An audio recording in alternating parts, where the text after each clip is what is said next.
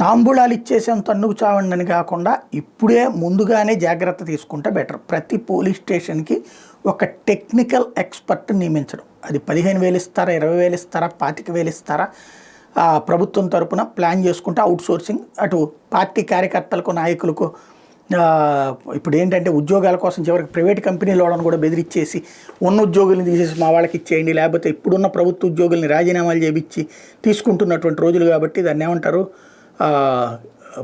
మామూలుగా constitutional governance ఉంటుంది, కాకపోతే ఇక్కడ పొలిటికల్ గవర్నెన్స్ అన్నటువంటి పేరుతో జరుగుతుంది. కాబట్టి ఈ టైంలో ఇది ఒకటి బెటరే. ఎందుకంటే ప్రతి పోలీస్ స్టేషన్కి ఒక డ్రోను ప్లస్ సీసీ క్యామ్స్ ఇవన్నీ ఏర్పాటు చేస్తున్నారు.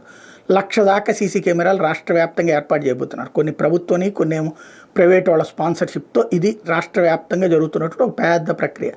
ప్రతి పోలీస్ స్టేషన్ పరిధిలో ఉన్నటువంటి సీసీ కెమెరాలు ప్లస్ ఇట్లాంటిది ఒకటి యాక్టివేట్ చేయాలంటే కనీసం అంటే రన్నింగ్లో చెక్ చేసుకుంటూ ఉండాలంటే 2 టెక్నికల్ ఎక్స్పర్ట్స్ ప్రతి పోలీస్ స్టేషన్కి అవసరం ఉంటారు. ఒక్కళ్ళే పొద్దునుంచి 24 గంటలు చేయలేరు కదా. కాబట్టి అట్లాంటిది గుర్తుపెట్టుకో. ఎందుకంటే ఇప్పుడు దొంగతనం జరిగిందంటే ఒక దొంగ ఒక సీసీ కెమెరాలు దొరికాడంటే వాడిని తర్వాత ఆ రూట్లో నుంచి నెక్స్ట్ కెమెరాలు ఫాలో అప్ చేయడం, ఎక్కడున్నాడు ఏంటి ఇదంతా కూడా ఐడెంటిఫై చేయాలంటే ఆర్టిఫిషియల్ ఇంటెలిజెన్స్ వాడాలి.